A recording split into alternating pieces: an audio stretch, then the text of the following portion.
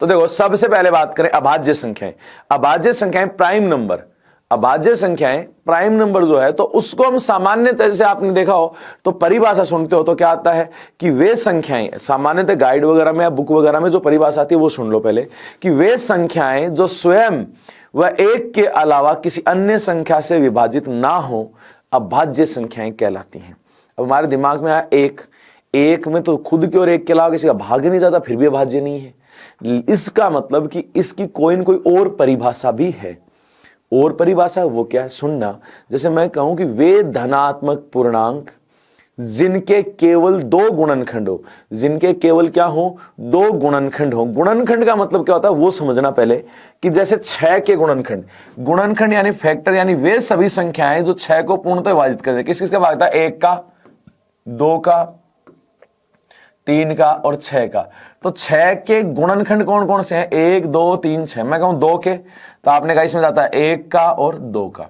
तो यहां हम बात करें कि वे धनात्मक पूर्णांक जिनके केवल दो गुणनखंड हो, जिनके केवल दो गुणनखंड हो अभाज्य संख्याएं कहलाती हैं।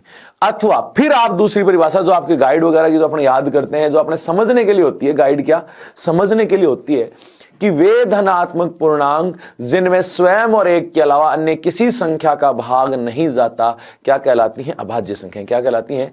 अभाज्य संख्याएं। तो पहली बात तो परिभाषा हो गई अभाज्य संख्या हो गया प्राइम नंबर की।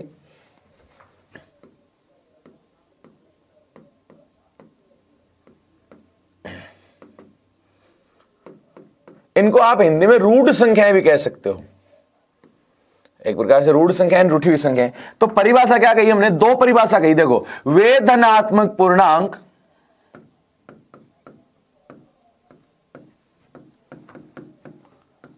जिनके केवल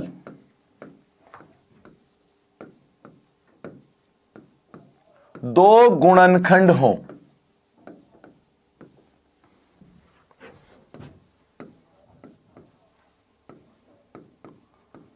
अभाज्य संख्याएं कहलाती हैं।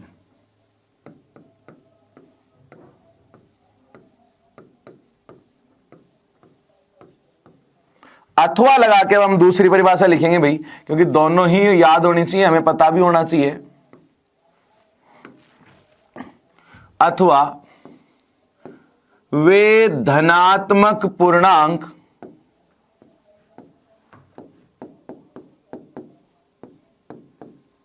जिनमें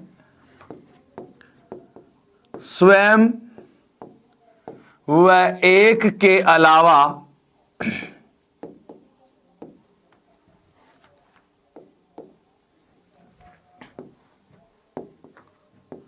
अन्य किसी संख्या का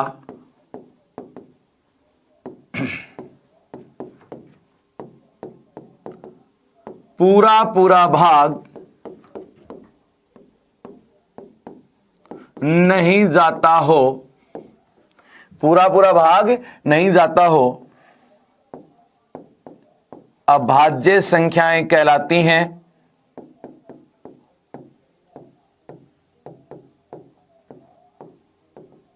ये जैसे लिखते हो ना, तो इसके साथ आप पहला पॉइंट तो ये लिख दोगे कि एक न तो भाज्य है और न ही अभाज्य।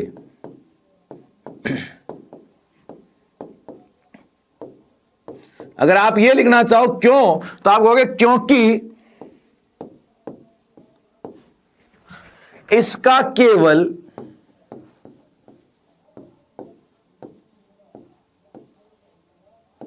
एक ही गुणनखंड होता है।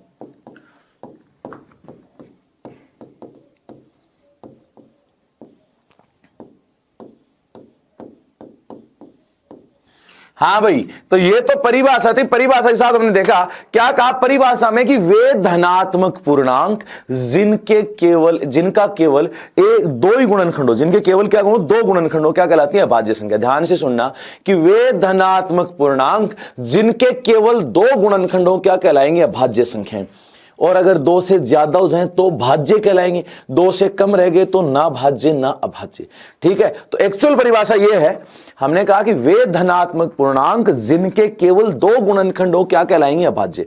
सिंपल सी बात मैं आपसे पूछ लूं, सिंपल ही प्रश्न पूछ लिया जाए कि वे अभाज्य संख्याओं के कितने गुणनखंड होते हैं, तो आप कहोगे 2, क्योंकि कई सोचते हैं कि टुकड़े तो होते ही नहीं, तो गुणनखंड एक ही होगा।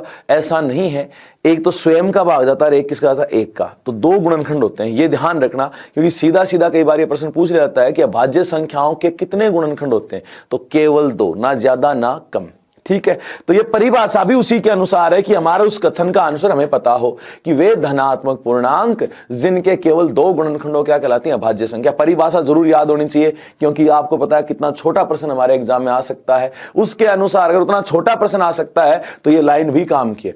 दूसरा हमने कहा कि वे धनात्मक पूर्णांक जिनमें स्वयं और एक के अलावा किसी का भाग नहीं जाए क्या कहलाती है, अभाज्य संख्या। चलो ठीक है, ये परिभाषा हुई। दूसरी हमने कहा एक जो है वो ना तो भाज्य है ना ही क्या है, अभाज्य। ना तो भाज्य ना ही क्या है, अभाज्य, क्योंकि इसका केवल क्या है, एक ही गुणनखंड होता है। चलो ठीक है, अब हमने कहा एग्जाम्पल लिखेंगे। क्या लिखेंगे, एग्जाम्पल।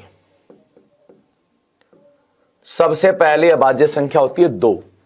कौन सी, 2। 2 के बाद 3, 3 के बाद 5, 5 के बाद 7, 7 के बाद 11, 11 के बाद 13, 13 के बाद 17, 19, 23, 29, ये देखो 10 हो गई यहां तक, फिर 31, 37। आपको इतनी तो कम से कम याद होनी चाहिए भाई। कितनी, 2, 3, 5, 7, 11, 13, 17, 19, 23, 29, 31, 37, यहां तक की अभाज्य संख्या तो कम से कम याद होनी चाहिए, हर किसी को याद होनी चाहिए। ऐसा नहीं कि बिना याद के ही काम चलाओ। ठीक है, अब यहां देखो, यहां सबसे पहले बात करें 2। 2 अपने आप में स्पेशल है भाई। क्यों, क्योंकि 2 सबसे छोटी अभाज्य तो है ही है।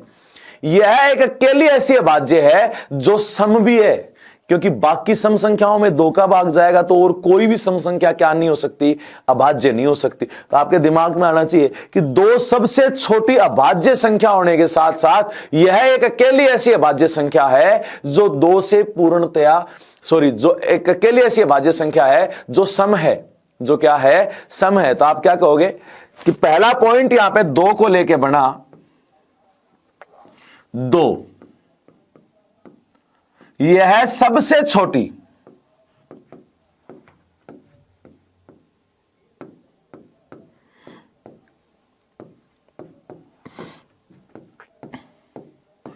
यह सबसे छोटी अभाज्य संख्या है तथा यह एक अकेली सम संख्या है जो अभाज्य है। जो क्या है, अभाज्य। इसके अलावा कोई सम संख्या अभाज्य नहीं होगी। चलो ठीक है, ये बात भी बहुत अच्छी है कि एक अकेली ऐसी सम संख्या जो क्या है, अभाज्य है। बहुत बढ़िया बात, पॉइंट याद रखना है।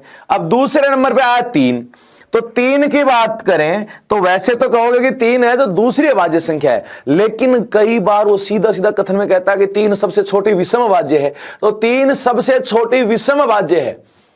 देखो आगे तो सारी विषम अभाज्य, लेकिन 3 जो है ना वो सबसे छोटी विषम अभाज्य है। क्या है, सबसे छोटी विषम अभाज्य। तो हमने कहा कि 3 सबसे छोटी विषम अभाज्य संख्या है।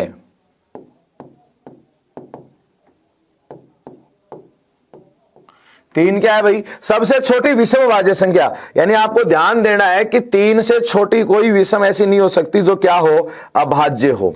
ठीक है, अगला देखो, अगले कुछ कथन यहां इसके बाद में बात करें। 3 के बाद कौन आया, 5।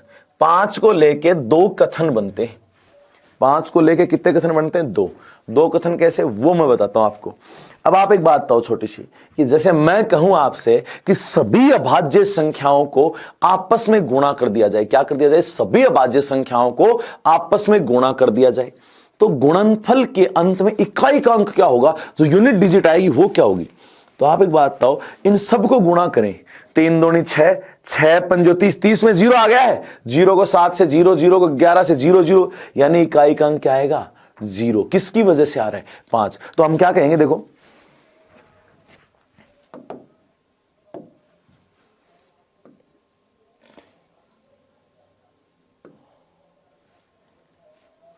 अभाज्य जो 5 है उसकी वजह से,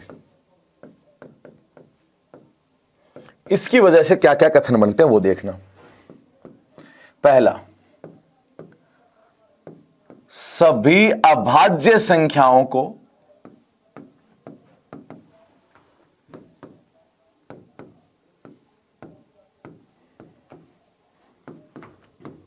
आपस में गुणा करने पर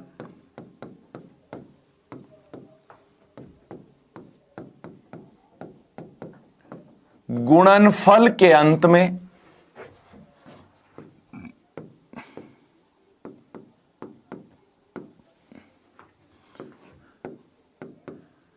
इकाई का अंक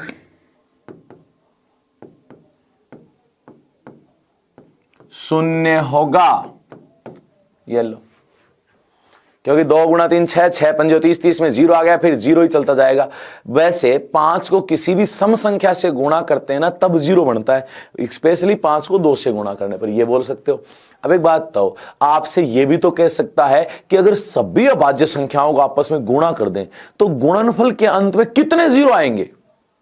अब आपको पता है कि एक बार ही 2 आएगा अभाज्य संख्याओं में, एक बार ही 5 आएगा, ये दोनों गुणा होंगे तो ही 0 बनेगा, बाकी किसी को गुणा करो 0 नहीं बनेगा। तो कितनी बार 0 आएगा? एक बार ही। कितनी बार 0? एक बार। तो ये देखो, ये कथन भी यहां पे हो गया कि सभी अभाज्य संख्याओं को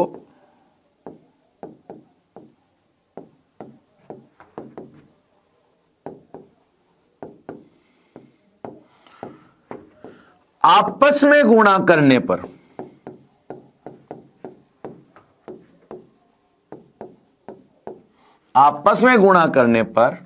गुणनफल के अंत में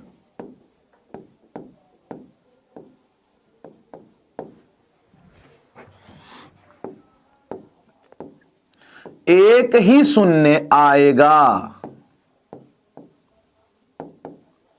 कितना शून्य आएगा? एक ही। चलो तीसरी चीज देखते हैं इस पे, ये 5 की वजह से हो रहा है भाई।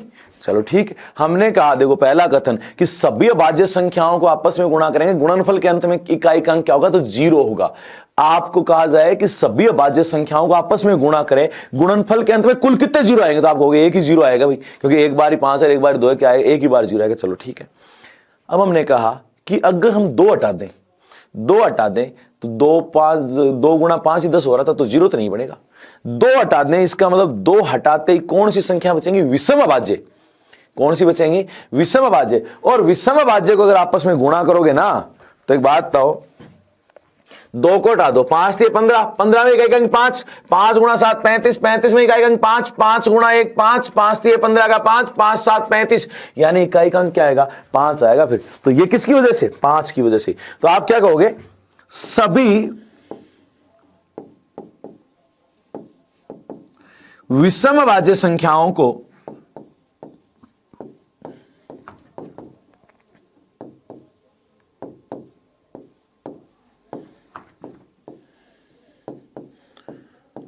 आपस में गुणा करने पर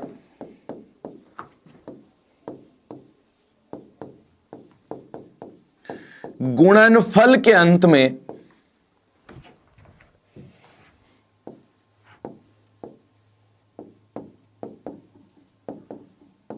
इकाई का अंक क्या होगा भाई? 5 होगा। क्या होगा?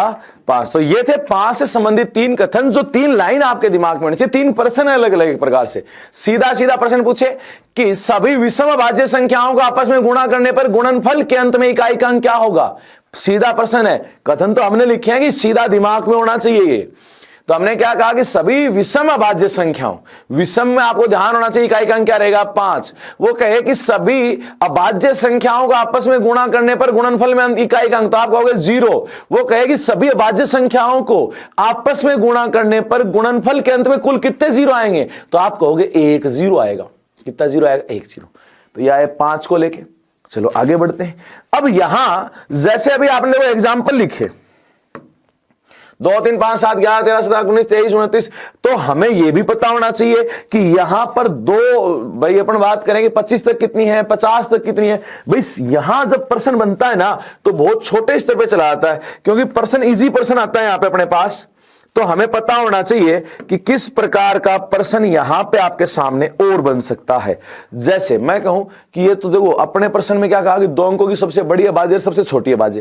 चलो ठीक है, यहां फर्स्ट ग्रेड तक पूछ लिया कि 100 तक कुल कितनी अभाज्य होती हैं, तो ये हमें याद होनी चाहिए कि इतनी होती हैं, ऐसे ऐसे है। तो यहां मैं पहली बात करूं कि शुरू की 10 तो किसी को भी, हर कोई को चाहे कैसा भी हो, उसे याद ही होनी चाहिए कि शुरू की 10 में भाज्य संख्या ये है भाई साहब। ठीक है, वापस लिख देता हूं शुरू की 10।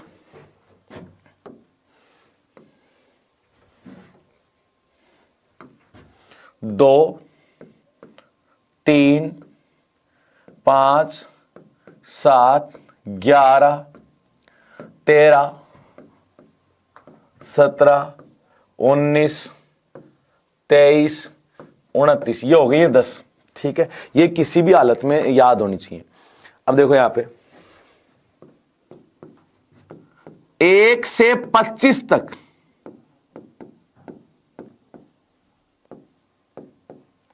अभाज्य संख्याएं। अब एक बात बताओ, 25 तक देखो यहां तक कितनी होंगी, 9 ही होंगी। ये याद होना चाहिए, वहां पे लिख के गिनेंगे नहीं वापस से। 1 से 25 तक होती है 9, कितनी 9। तो हमने कहा 1 से 25 तक अभाज्य संख्या है 9। फिर अगला 1 से 50 तक पूछे तो आप कहोगे 15। ठीक है, 1 से 75 तक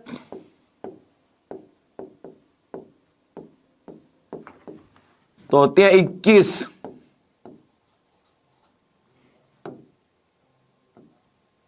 ठीक है, 1 से 100 तक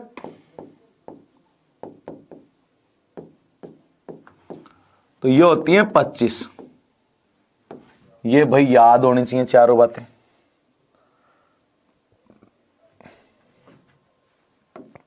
ऐसा नहीं कि वहां लिखने बैठ जाओ 100 तक ना।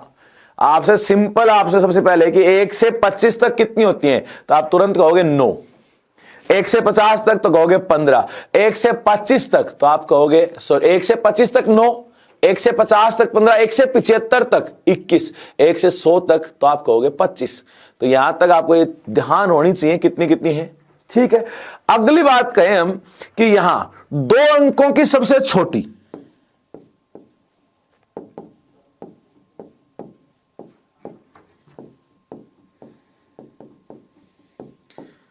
छोटी अभाज्य। अब 2 अंकों की सबसे छोटी 11 है भाई। दूसरा मैं कहूं 2 अंकों की सबसे बड़ी अभाज्य,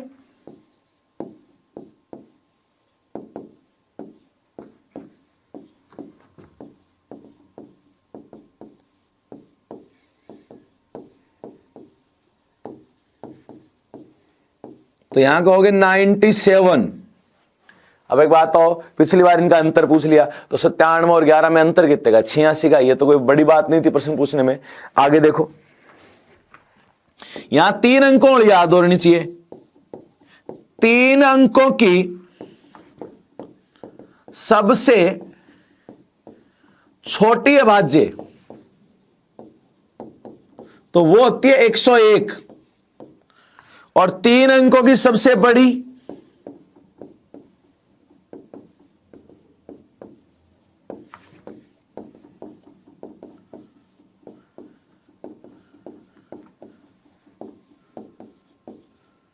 तो वो होती है 997।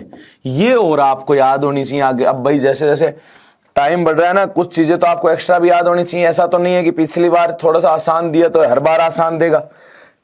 ठीक है, तो यहां आपने 4 जो चीजें याद करने वाली थी वो देखी। वैसे तो भाई अपन कहें तो वहां गिनने बैठ जाओ, आपकी इच्छा हो कि महीना मैं तो गिनूंगा, को तो जिद तो हम कर ही नहीं सकते ना।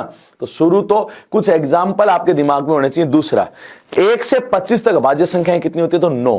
1 से 50 तक कितनी होती है, तो 9 और 6 15। 1 से 25 75 तक कितनी होती है, तो आप कहोगे 21। और 1 से 100 तक कितनी होती है, तो कहोगे पूरी 25 है भाई। ठीक है। 2 अंकों की सबसे छोटी अभाज्य कौन सी है, तो आप कहोगे 11। 2 अंकों की सबसे बड़ी अभाज्य तो 97। 3 अंकों की सबसे छोटी 101। 3 अंकों की सबसे बड़ी 997।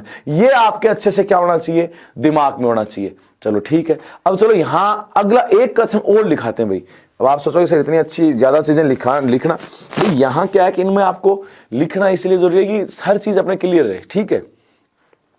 अब मैं एक जो लिखाने वाला हूं वो थोड़ा सा अलग है। अलग कैसे, क्योंकि देखो अभाज्य संख्या लिखता हूं, एक बार सामने देखना।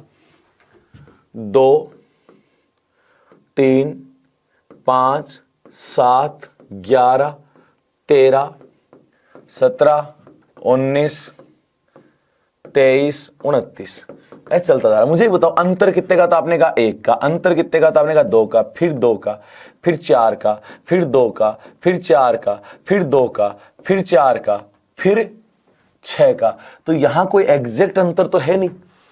जैसे हम सम संख्याओं के लिए तो 2n से व्यक्त कर सकते हैं, विषम संख्याओं के लिए तो 2n + -1 से व्यक्त कर सकते हैं। तो इनको किससे करेंगे भाई, एग्जैक्ट कोई वो नहीं है ना कि ऐसे ये क्रम चल रहा है या ये क्रम नहीं चल रहा। यहां अंतर का कंफर्म नहीं है कि क्या है, तो ऐसे में है ना इनको एग्जैक्ट तो किसी से प्रदर्शित नहीं कर पाएंगे। लेकिन हम बात करें कि यहां एक बार सेकंड ग्रेड में पूछा कि विषम अभाज्य संख्याएं किसके द्वारा व्यक्त की जा सकती हैं।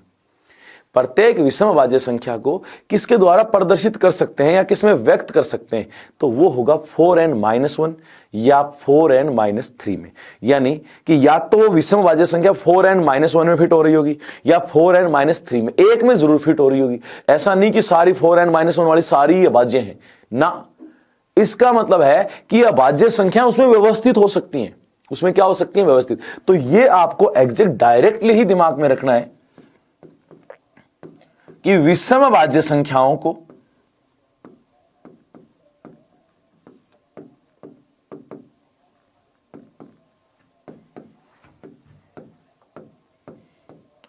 (4n-1) अथवा 4n-3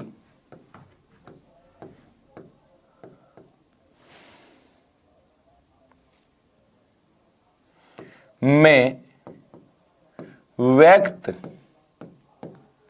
कर सकते हैं।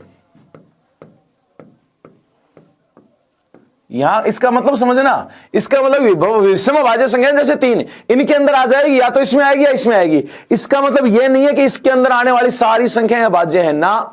कहीं आप सोचोगे सर 4n-1 है तो मैं n का मान पहले तो 1 रख दूं, तो 4 एकम 4, 4 में से 1 गया 3, फिर मैं 2 रख दूं तो 4 दूनी 8, 8 में से 1 गया 7, फिर मैं 3 रख दूं, 4 3 12, 12 में से 1 गया 11, फिर मैं 4 रख दूं तो 4 चौक 16 में से 1 गया 15। ये तो अभाज्य नहीं है। आप इधर भी तो रखते ना 4n-3, तो यहां n का बराबर 1, 4 3 12, 4 एकम 4, 4 में से 3 गया 1, ये तो अभाज्य नहीं है। 4 दूनी 8, 8 में से 3 गया 5। अब देखो यहां जो समझाना वो क्या है, जैसे 3 है वो इसमें व्यक्त हो रहा है, 5 इसमें नहीं हो रहा तो किसमें हो रहा है, इसमें हो रहा है। 7 इसमें हो रहा है, 11 इसमें हो रहा है, 13 इसमें नहीं हो रहा ना। इसका मतलब 13, 4 3 12, 12 में से 3 गया 9 नहीं है, तो हमने कहा 9 नहीं है। फिर हमने कहा 4 रखा, 4 चौक 16, 16 में से 3 गया 13, ये लो। यानी देखो 3 इसमें व्यक्त हो गया, 5 इसमें, 7 इसमें, 11 इसमें, 15 इसमें, और आगे वाले ऐसे हम व्यक्त कर सकते हैं। यानी कि इनमें आने वाली सारी संख्याएं अभाज्य नहीं है, लेकिन विषम अभाज्य संख्याओं को इनके द्वारा व्यक्त कर सकते हैं। कि विषम अभाज्य संख्या है ना, वो इनमें एग्जैक्ट या तो इसमें होगी या इसके द्वारा व्यक्त हो जाएगी। अथवा का मतलब है कि इन दोनों में से किसी एक तरीके से व्यक्त होगी। तो हमें तो इसको डायरेक्ट याद रखना है, क्योंकि सेकंड ग्रेड में यह पूछा था कि विषम अभाज्य संख्याओं को किसके द्वारा व्यक्त कर सकते हो या किसके द्वारा प्रदर्शित की जा सकती हैं विषम अभाज्य संख्या। तो बोले भाई साहब या तो इसमें होगी विषम अभाज्य संख्या अथवा इसमें होगी। इसमें नहीं आएगी इसमें आ जाएगी, इसमें नहीं आएगी इसमें आ जाएगी, एक में कन्फर्म आएगी। तो ये हमें याद ही रखना है कि विषम अभाज्य संख्या 4n-1 होगी अथवा 4n-3 होगी, इनमें से एक होगी। ठीक है। और सीटेट में यहां पे एक बार प्रश्न दिया, उसने तो विषम भी छोड़ दिया। उसने कहा 5 से बड़ी वाली बता दो हमें, और ऑप्शन में ये नहीं था। 5 से बड़ी वाली इसके द्वारा व्यक्त हो सकती है। दोनों में से एक ही चीज आएगी, या तो ये वाले कथन आएगा या दूसरे वाला व्यक्त करने वाला। अब उसने कहा कि 3 से बड़ी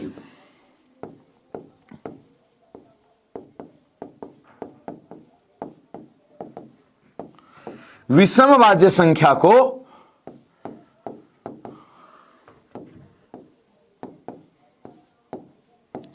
किसके द्वारा प्रदर्शित कर सकते हैं? तो हम कहेंगे 6n प्लस माइनस 1 में व्यक्त कर सकते हैं। अब यहां देखो, इसका मतलब 3 से बड़े वाली है ना, वो सारी 6n प्लस माइनस 1 में फिट हो जाएंगी। कैसे? या तो -1 में या +1 में। अब देखते हैं, देखो n का मान एक रखो, 6 एकम 6, 6 में एक घटाया तो 5, 3 से बड़े वाले आ गए, 6 में एक जोड़ा तो 7 आ गई, 6 और 7 दोनों फिट हो गई।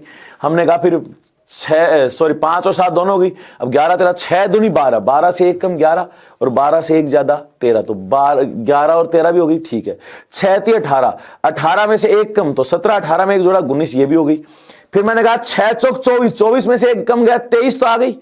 फिर देखो 25 नहीं है ना, तो हमने कहा कि इसमें आने वाली सारी आवाजें नहीं है, लेकिन 3 से बड़ी इसके द्वारा क्या कर सकते हैं? व्यक्त। अब देखो उसके बाद में 6 पंजो 30, 30 से 1 कम होती है 29 और 1 ज्यादा 31, तो दोनों हो सकती हैं। यानी इसके द्वारा 3 से बड़ी सारी अभाज्य संख्याएं व्यक्त की जा सकती हैं। वो किसके द्वारा? 6n plus minus 1। Plus minus 1 का मतलब या तो +1 में फिट हो गई या -1 में। ठीक है ना? तो ये होता है इनका लिखने का तरीका। ये आपको दिमाग में होना चाहिए, याद होना चाहिए। ये ऐसा नहीं कि वहां अपन रुक के चेक करें आ रहा है कि नहीं आ रहा, ऐसा कुछ नहीं करेंगे। सिंपली याद होना चाहिए कि सिर्फ विषमभाज्य संख्याओं ये ऑप्शन एक साथ नहीं मिलेंगे, ये ध्यान रखना। ठीक है, क्योंकि 3 से बड़ी इनमें भी व्यक्त हो जाती हैं, इसलिए साथ नहीं मिलते। तो जब मैं कहूं कि विषमभाज्य संख्याओं को किसके द्वारा व्यक्त कर सकते हो, तो आपके दिमाग में आना चाहिए 4n-1 अथवा 4n-3 से व्यक्त कर सकते हैं। मैं कहूं भाई साहब 3 से बड़ी, विषम की बात नहीं कर रहा मैं, विषम में मैंने 3 छोड़ दिया, उससे बड़ी बड़ी की बात करें तो किसके द्वारा? तो आप कहोगे 6n प्लस माइनस 1 से, यानी 6n प्लस 1 से व्यक्त हो जाएगी अथवा 6n-1 से। तो ये लिखा था 6n प्लस माइनस 1 से व्यक्त की जा सकती है। चलो ठीक है, बहुत आसान हो गया अपने पास, ये तो याद करने वाला काम हो गया भैया। तो चलो ठीक है, अब देखो प्रश्न देखते हैं कुछ यहाँ पे। अब प्रश्न में देखो ये चीजें जो जो लिखी है ना, एक एक अच्छे से याद होनी चाहिए। ये देख लो, पहला, निम्न में से कौन सा कथन सही है? जो दिए गए उनमें कथन सही है ये बताना है। एक अभाज्य संख्या नहीं है भाई, सही बात है, अभाज्य नहीं है एक। ठीक है, सत्य अभाज्य तो नहीं है। एक अभाज्य संख्या है असत्य। एक अभाज्य संख्या थोड़ी है, ना तो अभाज्य ना भाज्य। एक संयुक्त संख्या है, ये भी असत्य। ना संयुक्त को मतलब होता है भाज्य, ये भी असत्य है। 2 अभाज्य संख्या नहीं है, ये भी क्या है? असत्य, क्योंकि 2 तो अभाज्य है। तो यहां क्या है? निम्न में से कौन सा कथन सही है? सही पूछा है, सही कौन सा है? सिर्फ ए। ये ध्यान से पढ़ना भी, वो गलती से सही नहीं पढ़ लिया था। ठीक है, तो यहां पहली चीज को प्रश्न को ध्यान से पढ़ना, और दूसरी चीज प्रश्न पढ़ने के बाद पहले सबके आगे लगा लो सत्य असत्य, फिर प्रश्न दोबारा पढ़ो, फिर जवाब दो, जिससे गलतियां हट जाएंगी। जैसे हमने क्या कहा, कथन पढ़ते हैं एक अभाज्य संख्या नहीं है। हाँ सही है, एक ना तो अभाज्य ना भाज्य, तो अभाज्य नहीं है, सही है। एक अभाज्य संख्या, गलत बात, अभाज्य नहीं है, अभी तो कहा हमने, तो असत्य। एक संयुक्त संख्या, संयुक्त संख्या का मतलब भाज्य संख्या, भाज्य भी नहीं है, हमने बताया, भाज्य भी नहीं है, भाज्य भी नहीं है, तो ये भी असत्य। 2 अभाज्य संख्या नहीं, अरे 2 तो अभाज्य, सबसे छोटी अभाज्य, तो ये भी क्या हो गया? गलत। 3 गलत है, ये चौथा सही। हमें क्या पूछा? निम्न में से कौन सा कथन सही है? सही कौन सा, सत्य? तो एक ही है, ये रहा ए आंसर। तो ये पहला क्वेश्चन था कथन का। दूसरा सुनो, 25 से कम अभाज्य संख्याएं कितनी है? भाई आपको याद तो होगी 25 से कम कितनी है? 9। कहीं कुछ लिखने की और वो जरूरत नहीं है। 25 से कम अभाज्य संख्या 9। सबसे छोटी अभाज्य संख्या 2। देखो छोटे छोटे प्रश्न इसलिए लिए हैं क्योंकि माध्यमिक शिक्षा बोर्ड की बुक में पर्सन ऐसे के ऐसे उठ रहे हैं, तो कई बार क्या छोटा पर्सन भी उठ जाए डायरेक्ट, तो वो आपको फिर से, जैसे कथन तो हमने पढ़े, कथन के भाई लिखी हुई पॉइंट टू पॉइंट एक एक चीजें, उसमें तो हमने याद किया, लेकिन कुछ और भी जैसे हमारे दिमाग में आया वो भी हमने करके देखा। जैसे अब क्या कह रहा है, अभाज्य संख्या होती है, कह रहा है एक सम संख्या होती है, तो सम और अभाज्य तो अलग है, एक विषम संख्या होती है, चलो ठीक है, एक संयुक्त संख्या होती है, इनमें से कोई नहीं। क्यों? अभाज्य संख्या अलग है, सम अलग है, विषम अलग है, संयुक्त भाज्य को कहते हैं। क्यों? क्योंकि एक बात बताओ, सम संख्या होती है तो एक सम संख्या अभाज्य होती है, जरूरी थोड़ी ना कि सारी सम अभाज्य ही हो। एक विषम संख्या होती है, जरूरी थोड़ी है सम और विषम दोनों होती है भाज्य में, तो ठीक है, इसलिए हम इन कथनों को क्या करते हैं, ऐसे में इनमें से कोई नहीं। और संयुक्त का मतलब तो होता है भाज्य, भाज्य तो है ही अलग, गुण है, अभाज्य गुण अलग है, सम गुण अलग है, विषम गुण अलग है, भाज्य अलग है। गुण की बात करें तो अभाज्य इनमें सबसे अलग है, अभाज्य का सम विषम से कुछ लेना देना ही नहीं है, क्योंकि अगर वैसे कहें तो अभाज्य में सम और भी होती है, विषम भी होते हैं, हम ये तो कह नहीं सकते कि अभाज्य में सम ही होती है या अभाज्य सम होती है, ऐसा तो जरूरी नहीं है। हम ये भी नहीं कह सकते कि अभाज्य विषम होती है, क्यों? क्योंकि दो भी तो होता है, सम भी तो है, इसलिए ये भी गलत, ये भी गलत, ये भी गलत, तीनों गलत, तो इनमें से कोई नहीं। ठीक है भाई, अगला देखो, यहां पे अगला जो प्रश्न है वो देखो, प्रथम 5 धन रूढ़ है भाई, ये यानी धनात्मक, रूढ़ यानी अभाज्य, रूढ़ का मतलब क्या होता है, अभाज्य, प्राइम को ही कहते हैं भैया, संख्याओं का योग है। प्रथम 5 अभाज्य संख्याओं का योग, तो देखो वापस 2, 3, 5, 7, 11, कहीं ऐसा मत कर देना कि आप यहां पे 7 के बाद जल्दी में 9 लिख दो। 3, 2, 5, 5 और 5 10, 10 और 7 17, 17 और 11 28, तो ये आया 28। क्या है भाई, 28। चलो देखो अगला देखते हैं, सभी अभाज्य संख्याओं का योग x है, सभी अभाज्य संख्याओं का योग क्या है, x है, चलो ठीक है। सभी विषम अभाज्य संख्याओं का योग y है, तो x माइनस y का मान क्या होगा, जल्दी बताओ भाई, आप खुद सोच के जवाब दे सकते हो। पहला काम आप खुद करो, फिर इसको मैं समझाऊंगा कि किस प्रकार से ऐसे प्रश्न को हम हल करते हैं। देखो अभाज्य संख्याओं में आज हमने सिर्फ परिभाषा इसके बारे में पढ़ा, अभाज्य के बारे में, वैसे हम चाहते तो डायरेक्ट इसके भाज्य के बाद भाज्य सहभाज्य परिभाषा सारी पढ़ लेते, लेकिन अभी हम अभाज्य की प्रश्न कर रहे हैं, क्योंकि हमें ये भी ध्यान होना चाहिए कि अभाज्य में क्या क्या है क्या नहीं, सारे कथन, हर एक लाइन इंपॉर्टेंट है भाई इसकी।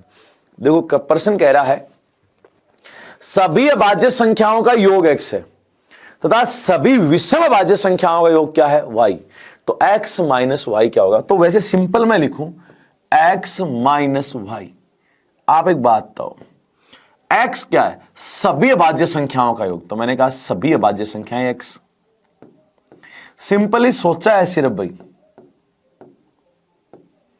माइनस वाई क्या है, तो आपने कहा विषम अभाज्य संख्याओं का योग, तो विषम अभाज्य घटा दी।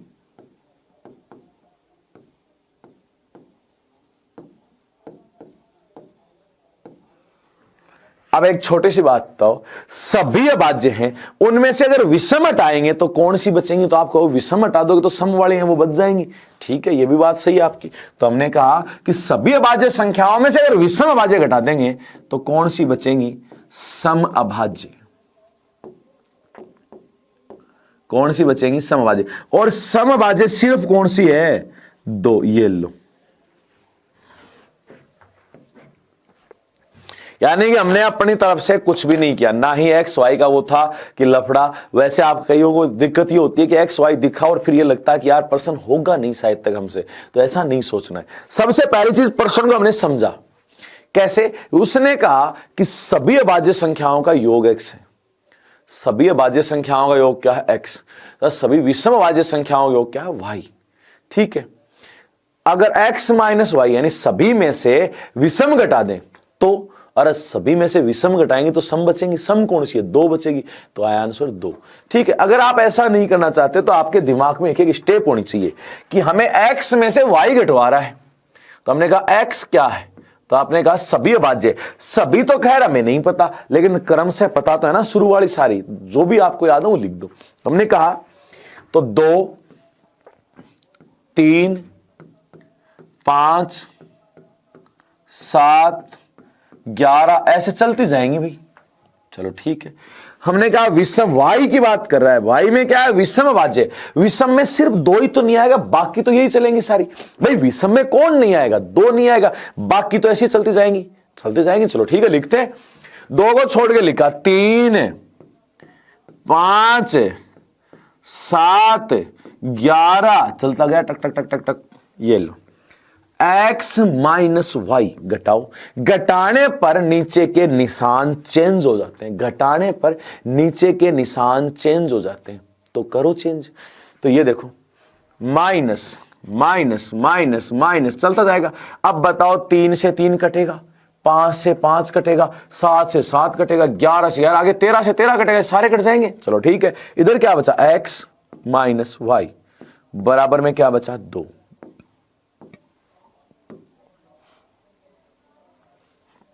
तो आप चाहे वैसे कर सकते हो, आपकी इच्छा है, लेकिन ध्यान होना चाहिए आगे से ऐसा प्रश्न गलत ना हो। ऐसा क्या एक ही प्रश्न बनता है, अभाज्य विषम अभाज्य समभाज्य, यहां पे है कौन स्पेशल, 2 स्पेशल कौन है, 2। तो ये आपको ध्यान होना चाहिए भाई।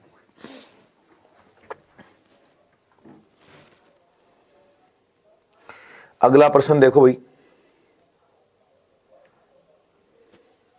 किन्हीं 4 क्रमागत अभाज्य संख्याओं में, किन्हीं 4 क्रमागत अभाज्य संख्याओं में प्रथम 3 का गुणनफल 385 है। पहली जो 3 है उनका गुणनफल क्या है, 385, तथा अंतिम 3 का गुणनफल 1001 है। तो प्रथम व चौथी संख्या का योग होगा। पहली और चौथी संख्या क्या होगा, योग। जल्दी बताना भाई, एक बार इसको कोशिश करो, जल्दी से जवाब दे इसको। ऐसे प्रश्नों को कोशिश किया करो कि आप भी थोड़ी बहुत पहले कोशिश खुद करो, क्योंकि खुद कोशिश करोगे तो चीजें आसान हो जाएंगी, और अगर खुद नहीं करोगे तो फिर वो लगेगा कि हाँ मैंने समझ लिया, फिर आप दोबारा उसको या तो हल करके देखो, जैसे क्लास लिखी उसके बाद नोट्स भी बनाओ। ऐसा नहीं कि स्लाइड डाउनलोड की हो गया काम खत्म, ना, ऐसा नहीं होना चाहिए। हाँ तो भाई करो इसको जल्दी से।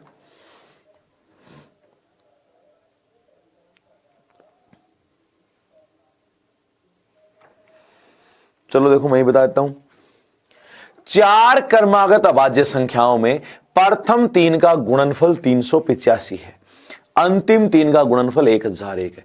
अब एक बात बताऊं मैं आपको, सिंपल सी तरीके पे लेके चलता हूं, कहीं कोई ज्यादा बर्डन नहीं। हमने कहा हमें तरीका नहीं आता तो क्या करें, भाई तरीके से तो हम बाद में करेंगे, तरीका नहीं आता तो क्या करें। कुछ न कुछ, जैसे मैं कहूं कि प्रश्न हमें हल करने के लिए लिखना जरूरी है। ऐसा नहीं कि काफी ऐसे होते हैं कि नहीं यार गुरुजी ये तो होगा नहीं, पता नहीं मेरे से तो होता ही नहीं है, ऐसा नहीं हो कि वो ज्यादा सोचे। सबसे पहला काम जो दिया है उस पर फोकस किया जाए। किन्हीं 4 क्रमागत अभाज्य संख्या, अगर आपको तरीका नहीं पता तो, लेकिन शुरू की, मैंने क्या कहा, जब भी अभाज्य का प्रश्न आएगा, शुरू की अभाज्य संख्याओं प्रश्न आता है, तो हमने कहा लिख लो। तो लिखा 2 3 5 7 11 13 17 ऐसे लिख दी, ठीक है कोई दिक्कत नहीं। हमने कहा क्या पता वो 2 से ही शुरू हो, 2 से शुरू हो। तो आप एक बात बताओ, प्रथम 3 का गुणनफल 385 बोल रहा है ना, प्रथम 3 का गुणनफल कितना, 385। हम देख लेते हैं कि 385 आ रहा है तो 2 से शुरू नहीं आ रहा, तो इसका मतलब 2 से शुरू नहीं है। हम यही करते हैं, काम करते हैं, गुणा करके देखते हैं। अब देखो प्रथम 3 का गुणनफल 2 से शुरू मानी, तो 2 या 6, 6 5 30, 30 तो नहीं है, 385 आना चाहिए। तो बोले गलत, 2 से तो नहीं है। तो हमने कहा 3 से शुरू कर लेते हैं।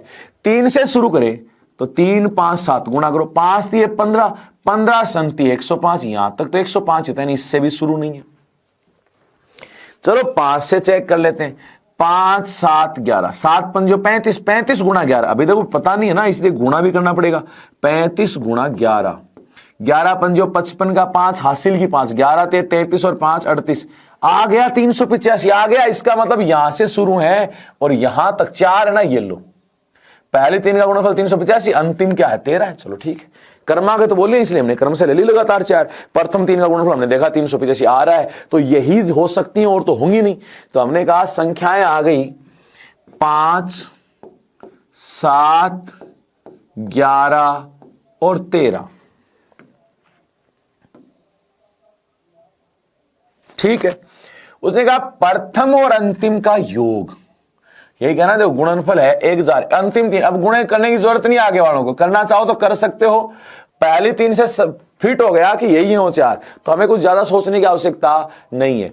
अब एक बात तो प्रथम व चौथी संख्या का योग होगा, तो पहली तो 5 और चौथी क्या है 13, योग कितना 18। ये लो आंसर। अब बताओ यहां से आपको यह पता चला कि हमने कोई तरीका नहीं लगाया, हमने कोई भी तरीका नहीं लगाया, सिर्फ हमने कहा कि हमें शुरू की 5-10 याद हैं, 10 अभाज्य याद होने का यही फायदा है कि जब भी ऐसा प्रश्न आए हम कर सकें। याद होने का सबसे बढ़िया फायदा है कि हम प्रश्नों को कर सकें, ये खास चीज है। दूसरा अब देखो, अब हम बात करें कि यहां पर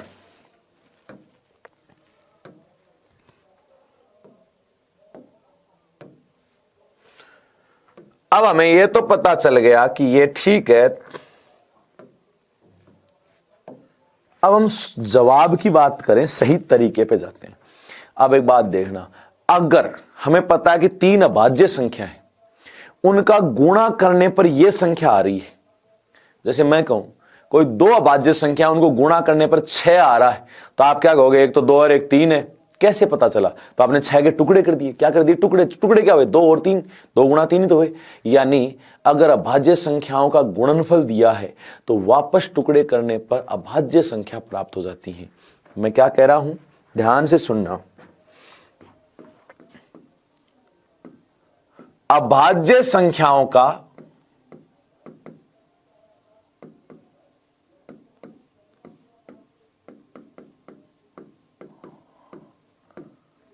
गुणनफल दिया हो तो वापस टुकड़े करने पर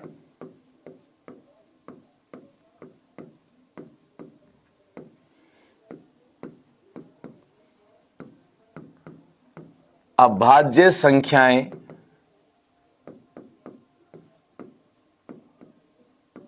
प्राप्त हो जाती हैं।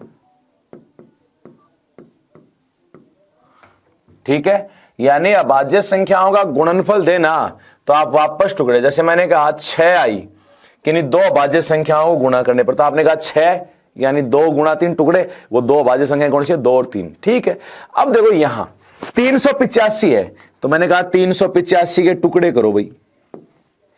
3 का 2 का भाग नहीं जाता, 3 का नहीं जाता, 5 का जा रहा है।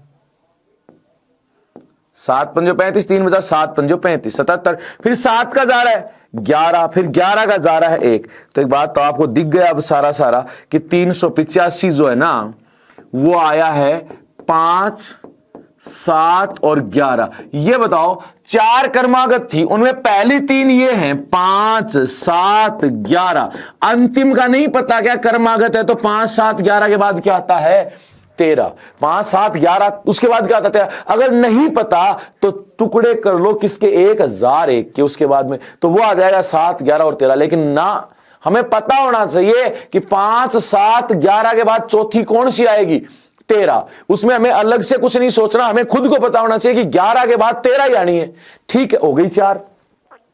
प्रथम व चौथी का योग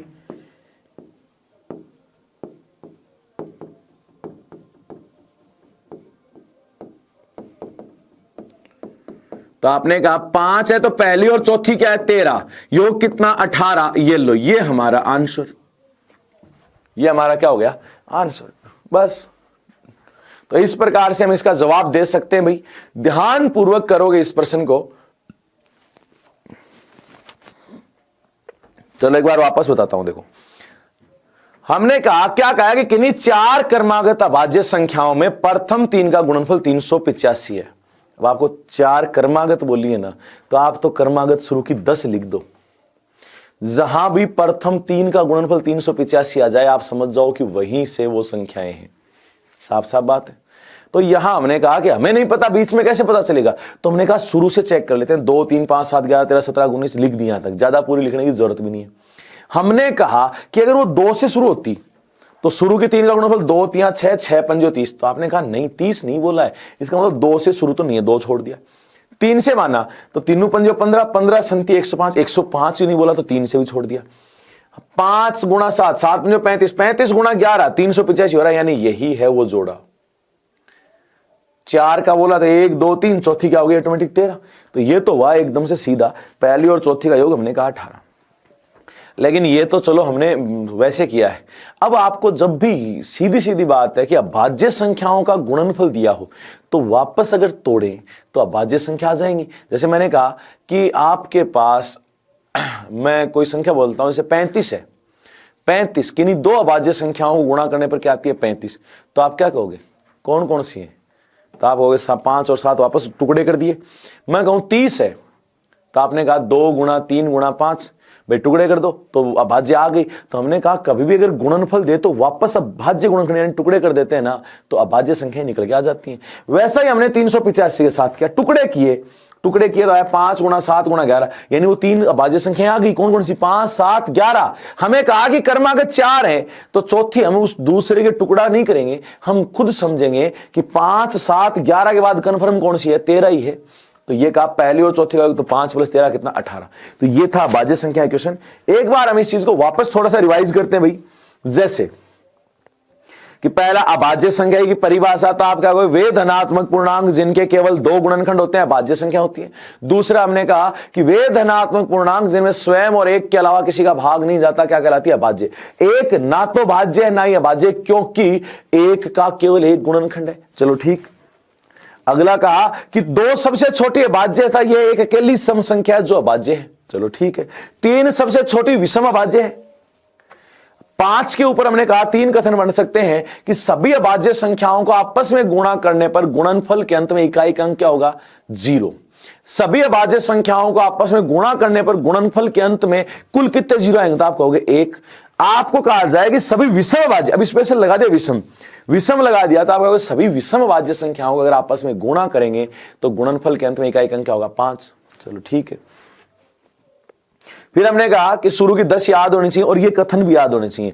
1 से 25 तक अभाज्य संख्याएं कितनी होती है? 9।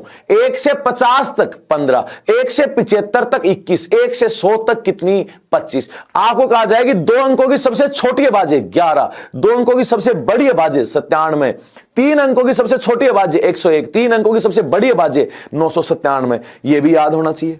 फिर हमने कहा व्यक्त करने का तरीका। अगर वो कहेगी विषम अभाज्य संख्या तो आप कहोगे कि 4n-1 अथवा 4n-3 इनमें से किसी में द्वारा व्यक्त हो सकती हैं। ठीक है, अथवा लगा के दोनों लिखने पड़ते हैं, एक में सारी नहीं होती है। ठीक है।